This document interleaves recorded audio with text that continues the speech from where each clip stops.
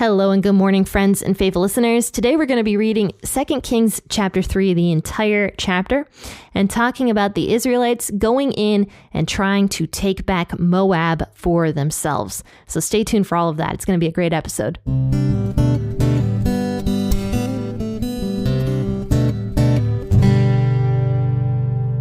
I am definitely looking forward to talking about this episode today. So let's jump right in.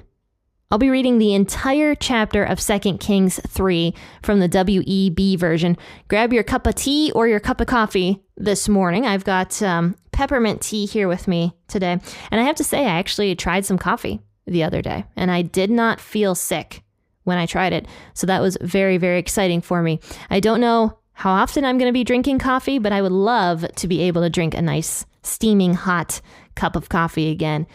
And hopefully, pray for me. I'll be able to soon. All right. Once again, let's read the entire chapter of 2 Kings 3.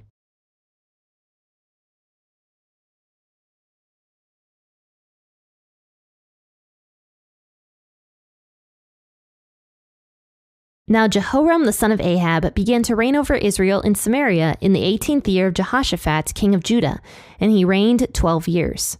He did that which was evil in Yahweh's sight, but not like his father and like his mother, for he put away the pillar of Baal that his father had made. Nevertheless, he held to the sins of Jeroboam the son of Nebat, with which he made Israel to sin, and he didn't depart from them. Now Mesha, king of Moab, was a sheep breeder, and he supplied the king of Israel with 100,000 lambs and the wool of 100,000 rams. But when Ahab was dead, the king of Moab rebelled against the king of Israel.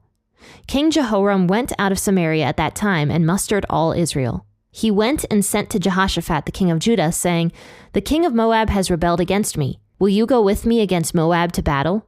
He said, "I will go up. I am as you are, my people as your people, my horses as your horses." Then he said, "Which way shall we go up?" Jehoram answered, "The way of the wilderness of Edom." So the king of Israel went with the king of Judah and the king of Edom, and they marched for 7 days along a circuitous route. There was no water for the army or for the animals that followed them. The king of Israel said, "Alas, for Yahweh has called these 3 kings together to deliver them into the hand of Moab." But Jehoshaphat said, "Isn't there a prophet of Yahweh here, that we may inquire of Yahweh by him?" One of the king of Israel's servants answered, "Elisha the son of Shaphat, who poured water on the hands of Elijah, is here." Jehoshaphat said, "Yahweh's word is with him." So the king of Israel and Jehoshaphat and the king of Edom went down to him. Elisha said to the king of Israel, "What have I to do with you? Go to the prophets of your father and to the prophets of your mother." The king of Israel said to him, "No, for Yahweh has called these 3 kings together to deliver them into the hand of Moab." Elisha said, "As Yahweh of armies lives, before whom I stand, surely were it not that I respect the presence of Jehoshaphat the king of Judah, I would not look toward you nor see you. But now bring me a musician." When the musician played, Yahweh's hand came on him. He said, "Yahweh says, make this valley full of trenches. For Yahweh says, you will not see wind, neither will you see rain, yet the valley will be filled with water. And you will drink, both you and your livestock and your other animals. This is an easy thing in Yahweh's sight. He will also deliver the Moabites into your hand. You shall strike every fortified city and every choice city, and shall fell every good tree, and stop all springs of water, and mar every good piece of land with stones." In the morning, about the time of offering the sacrifice, behold, water came by the way of Edom, and the country was filled with water. Now when all the Moabites heard that the kings had come up to fight against them, they gathered themselves together, all who were able to put on armor, young and old, and stood on the border. They rose up early in the morning, and the sun shone on the water. And the Moabites saw the water opposite them as red as blood. They said, "This is blood. The kings surely are destroyed. They have struck each other. Now therefore, Moab, to the plunder." When they came to the camp of Israel, the Israelites rose up and struck the Moabites, so that they fled before them, and they went forward into the land, attacking the Moabites. They beat down the cities, and on every good piece of land each man cast his stone and filled it. They also stopped all the springs of water and cut down all the good trees, until in Ker Hareseth all they left was its stones. However, the men armed with slings went around and attacked it. When the king of Moab saw that the battle was too severe for him, he took with him 700 men who drew a sword to break through to the king of Edom, but they could not. Then he took his oldest son, who would have reigned in his place, and offered him for a burnt offering on the wall. There was a great wrath against Israel. They departed from him and returned to their own land. So we haven't talked about the Israeli kings in some time because scripture kind of took a break from talking about them. And so last week we covered Elijah going up into heaven by a whirlwind and also Elisha becoming the new prophet of Israel and some of the miracles that he did. But now we're again talking about the new king of Israel, because if you remember what happened in 2 Kings chapter 1, King Ahab, the notoriously evil king, died, and his son Ahaziah reigned in his place. But Ahaziah died very quickly because he actually fell off of a rooftop and had complications from the fall and died. And Ahaziah did a lot of bad things during his very short time as king. Namely, he allowed Moab to rebel during his time as king. And then also he targeted Elijah because Elijah was still alive and tried to kill Elijah on 3 separate occasions, but it did not work. And Ahaziah ended up dying from this complication from a fall. So then his brother, because Ahaziah had no kids himself, his brother ended up taking the throne, and his brother is named Jehoram.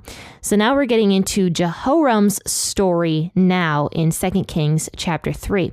It says in verse 1, "Now Jehoram the son of Ahab began to reign over Israel in Samaria in the 18th year of Jehoshaphat, king of Judah, and he reigned for 12 years.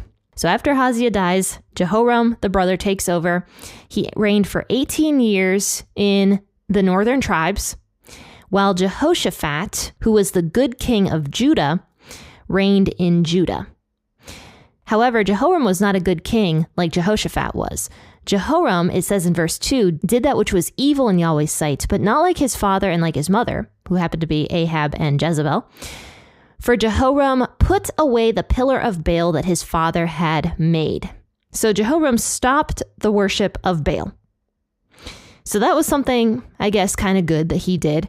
But he didn't do anything else because idol worship was rampant in Israel at that time. Perhaps Jehoram got rid of Baal worship, but still all of these other really terrible idols were still in Israel, like the Asherah poles and those 2 calves, remember, that Jeroboam, the first king of Israel, made to get the people to not go to Judah. And that was a political move, obviously, for Jeroboam. And Jehoram now maintained that same religion that Jeroboam started. So even though he got rid of one idol out of Israel, he didn't do anything to stop the other idol worship in Israel. It says, "Nevertheless, he held to the sins of Jeroboam, the first king of Israel, with which Jeroboam made Israel to sin, and Jehoram didn't depart from those sins." So now Mesha, the king of Moab, was a sheep breeder. It says in verse 4, "And he supplied the king of Israel, Ahab, and all the kings prior to Ahab, because Moab was under the control of Israel from the time of David." So all of the kings of Moab had to supply Israel with tribute. And apparently because Moab was a place of sheep, the Moabites would supply Israel with their sheep. It said, "He supplied the king of Israel with 100,000 lambs and the wool of 100,000 rams." But when Ahab was dead, the king of Moab rebelled against the king of Israel. And now King Jehoram, now that Ahaziah is dead, decides, you know what, I'm going to go take Moab back for Israel. Verse 6, "King Jehoram went out of Samaria at that time and mustered all Israel. And then he went and sent to Jehoshaphat, the king of Judah, saying, 'The king of Moab has rebelled against me. Will you go with me against Moab to battle?'" Now here's the thing about King Jehoshaphat. Jehoshaphat lived, obviously, in the southern half of Israel. He was the king of Judah because Israel was split apart at this point in time. And Jehoshaphat kept making alliances with the northern parts of Israel. Even though northern Israel was super evil And Jehoshaphat, the last time he partnered with northern Israel, almost got killed in the process of it.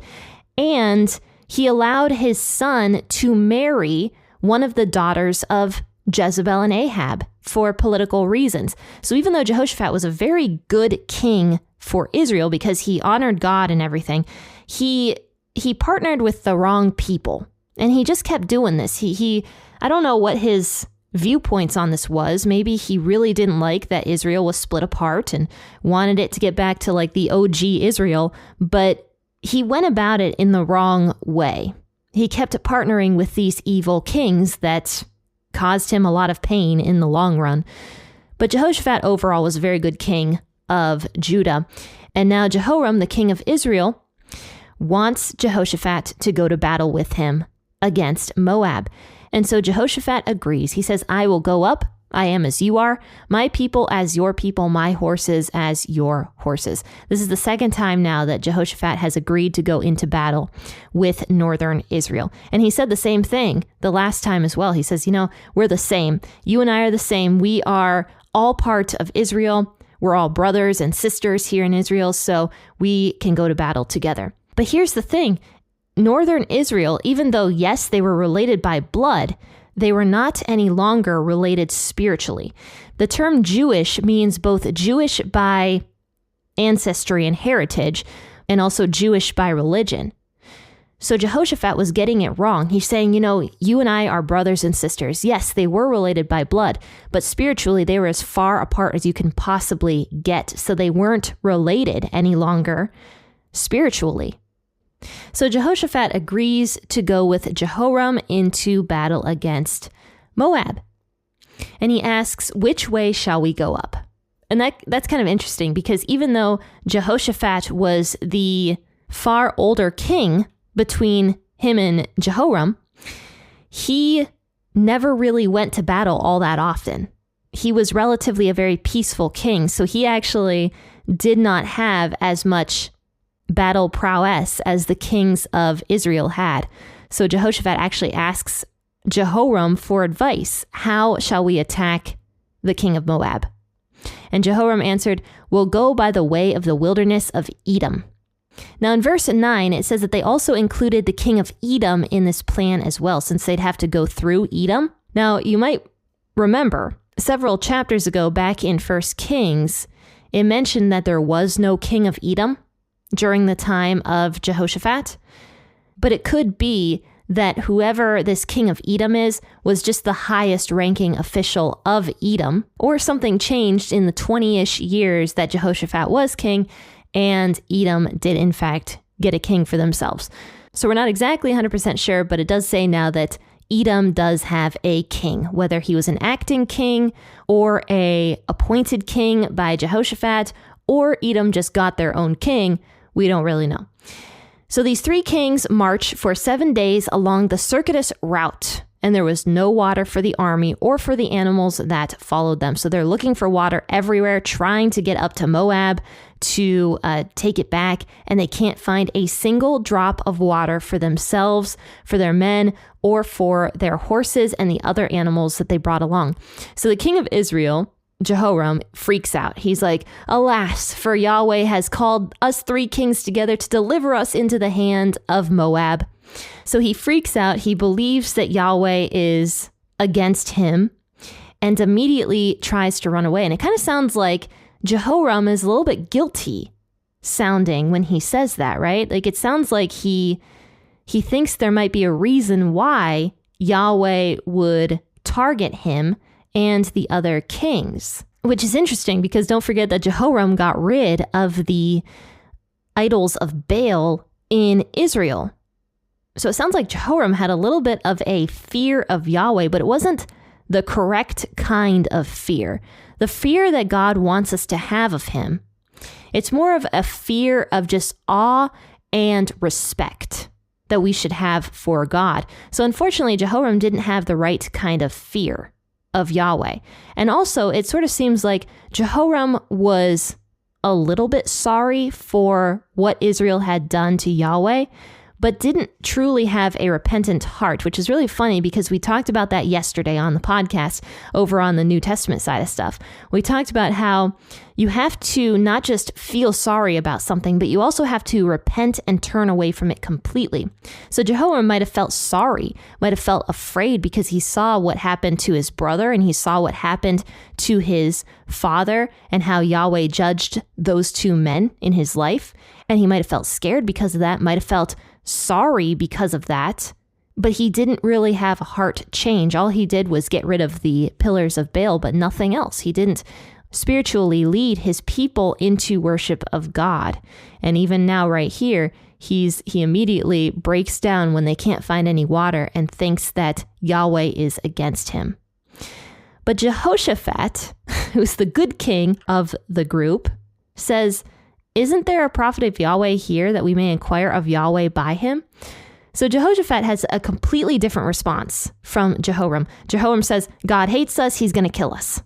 Jehoshaphat says, "Why don't we ask God about this? Why don't we literally come before God and see what he has to say before jumping to any conclusions?"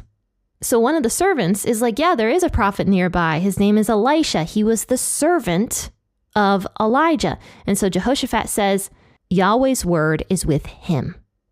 So the king of Israel and Jehoshaphat and the king of Edom went down to him. I really like, actually, I'm just noticing this now, that this entire chapter keeps calling Jehoshaphat by his first name instead of calling him the king of Judah.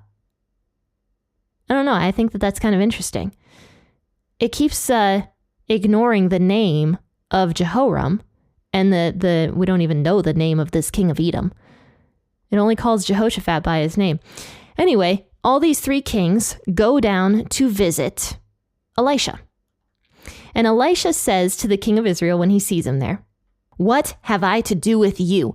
Go to the prophets of your father and to the prophets of your mother." So Elisha is clearly not happy with the king of Israel. Even though the king of Israel got rid of all the Baal stuff, Elisha knew that Jehoram truly had no heart change, and there were still prophets in Israel that were false prophets. There was still idol worshiping prophets in Israel. There were still other idols in Israel. So Elisha's like, "Why don't you go to your own prophets instead of inquiring of Yahweh?" And the king of Israel says to him in verse 13, "No, for Yahweh has called these three kings together to deliver them into the hand of Moab." Isn't that interesting that whenever something bad happens, people always blame Yahweh?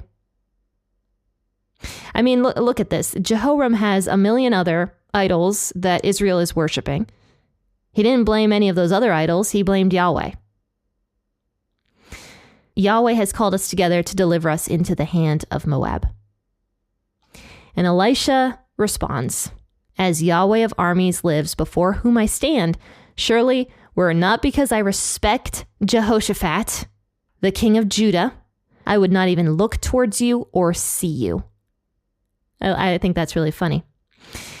So because of Elisha's respect for Jehoshaphat, he agrees to give the men some prophecy. But something that really caught my attention is in verse 15. Elisha says, "Bring me now a musician." There is power in music. God can use music to stir the soul. We have seen the power of music several times throughout Scripture.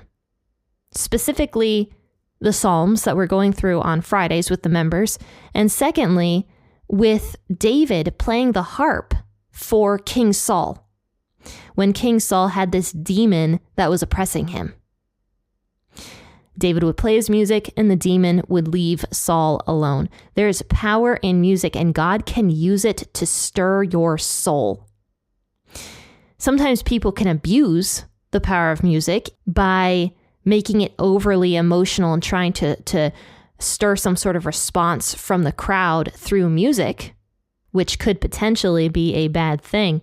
Actually, I learned from my husband, who's a history nerd, I learned that when Hitler would go up to speak to the crowds, before he got up to speak, apparently the Nazis would play a really low hum on musical instruments that would unsettle the people who were waiting to hear Hitler speak. And it was almost unnoticeable. It would go on for several minutes until Hitler went up to speak. And then the second Hitler took the stage, the noise would go away. And immediately the people down in the audience would feel this relief just wash over them as they're no longer subconsciously hearing this note that sounds like doom to them. So music can definitely influence our emotions. And it's been used throughout history to influence emotions of people. Music is obviously very powerful. However, you can use music to invoke good feelings of emotion, and it's not necessarily wrong to do that. It's not necessarily wrong for a church to play emotional music during sermons or to play uplifting and upbeat music when the pastor is, talking to his congregates or something like that. There's nothing inherently wrong with that because that's exactly what Elisha does right here. He needs his emotions to be settled, so he asks for a musician. Apparently, he is very upset over the presence of Jehoram, king of Israel. So upset that he needs the music to play some hymns so that he can settle his mind and hear what God has to say to him. It says, when the musician played, Yahweh's hand came on him. So it's definitely not a sin to use music to help you feel closer to God, to help you worship. Those things are certainly not sins. And music can be very, very good and very powerful for that. So the second the musician starts to play, Elisha hears a prophecy from God, and he says, Yahweh says, make this valley full of trenches. For Yahweh says, you will not see wind, neither will you see rain, and yet the valley will be filled with water, and you will drink, both you and your livestock and your other animals. So remember the problem. The problem was that the three kings had no water for themselves, for their men, or for their animals. And Elisha says that God is going to fill the valley with rainwater, except that these men aren't going to experience a drop of rain or any wind whatsoever. It's going to be a clear, sunny day, and yet the valley will be filled with water. So they better dig a bunch of trenches in order for them to catch all of this water. And I can imagine, the men were probably complaining. They're probably like, I don't want to, dig a trench. It doesn't seem like it's going to help us at all. Why are we digging trenches? We're already dying of thirst here. We've been 2 days without any water, and you want us to dig a trench? But this was an act of faith that God was calling the Israelite army to do. And the deeper they dug these trenches, the more trenches they dug, the more the water would fill them, the more the blessing of God. And this is an analogy of just work for God's kingdom. Because man, sometimes it just feels like you are digging a trench for no reason whatsoever. You are digging and digging, and it feels like there is no purpose as to why you are digging. But if you don't give up, if you trust in the promises of God, then God will bless you so much. Just like he said he would bless these Israelites for digging these trenches. They would soon be filled with water. And like I said, the bigger they dug these trenches, the more blessing they would have. And not only this, but God would use these ditches to trap the Moabite army. It says he will also deliver the Moabites into your hand. This is a small thing in Yahweh's sight, is what it says in verse 18. You shall strike every fortified city and every choice city. You shall fell every good tree and stop all springs of water and mar every good piece of land with stones. So Israel was going to go into Moab with a complete and total victory, is what Elisha says God said. So the kings go back to their camp. They order their men to dig these trenches. And it says, in the morning, about the time of offering the sacrifice, behold, water came by the way of Edom, and the country was filled with water. So apparently there was some sort of storm that happened miles away that caused all of that rainwater to go off of the mountainsides and into the valley and fill those trenches with water. And I can't even imagine the amount of complaining those men were doing. When's it going to rain? When's these trenches going to be filled? I can just imagine it. But anyway, these trenches are now filled with water, and everybody has their fill of water. And the Moabites, who know that these three kings are nearby, are standing on the border of Moab and Israel. And they're looking past the border at the Israelite camp, and they see these trenches filled with water. But the sun, the morning sun, because this was early in the morning when all of this took place, the morning sun must have been very red, because the red from the sun was shining on the water. And to the Moabites, it looked like fields of blood, like pools of blood all over the place. So the Moabites are like, oh my gosh, the three kings that were going to attack us have attacked each other. There was some sort of conflict in their camp, and they have attacked each other. So let's go and plunder the Israelite camp. So the Moabites go. They think that they're going to go plunder the camp of Israel. They show up completely off guard to the Israelite camp, who the Israelites are on guard because they're about to go into battle, right? And yet the Moabites just like walk into their camp. And there's the Israelites armed, ready to go into battle. And the Israelites completely destroy this Moabite army. Like there was no contest. So the Moabites are running away. The Israelites are pursuing. The Israelites go into Moab. They destroy some of the cities. They cut down some of the good trees.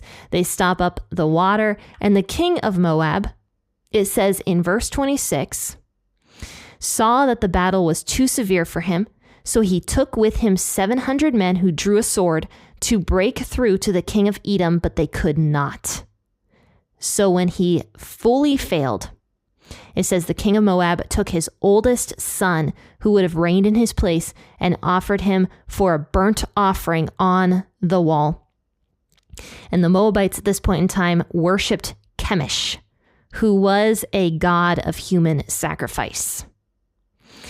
So this Moabite king, unfortunately, feels the need to sacrifice his firstborn son to Chemosh in order for Chemosh to come and help the Moabites. And it says here, there was a great wrath against Israel, and they departed from him and returned to their own land. And so this part is kind of confusing. We're not exactly sure why Israel left Moab after this happened, but there's two possibilities. Either Israel was very angry over what this king had done to his firstborn son, because even though Israel had its problems, it didn't yet have human sacrifice. I should mention that. Yes, they worshipped Baal. Yes, they worshipped Asherah, and those were egregious, weird cults that worshipped sex and worshipped pedophilia and worshipped, human feces and things like that. But they did not do human sacrifice yet that we know of. So perhaps the Israelites were just like appalled over what they had just seen this king do. And so the Israelites actually leave out of disgust over what that king had done. And the king, in a way, kind of gets his way by sacrificing his son. The Israelites leave him alone. So it's either that, or unfortunately, the Israelites, because their faith was not fully in Yahweh, even though Yahweh said, I will deliver all of these cities of Moab to you. The Israelites did not have enough faith or courage to go up against the king of Moab, and they left. But whatever the reason was, Israel shouldn't have left, because they left a terrible king in place. And actually, there's something called the Mesha Stele. I've talked about it briefly before. It's called the Moabite stone. It was discovered in the 1800s in the area of Moab, and it dates all the way back to right around the time that 2 Kings 3 takes place. They actually were able to translate the Mesha Stele, and they know, for the most part, what it says. And the entire thing talks about how the king of Moab worshipped Chemosh, called himself the son of Chemosh, went into Israel and killed children and pregnant women in the name of Chemosh, and did all sorts of terrible things, all documented on this stone, on this tablet that has been preserved throughout history. So yeah, the king of Moab and the Moabites in general were very, very evil and corrupt people who had no problem killing their own and other people and the most vulnerable in society in order to get what they wanted.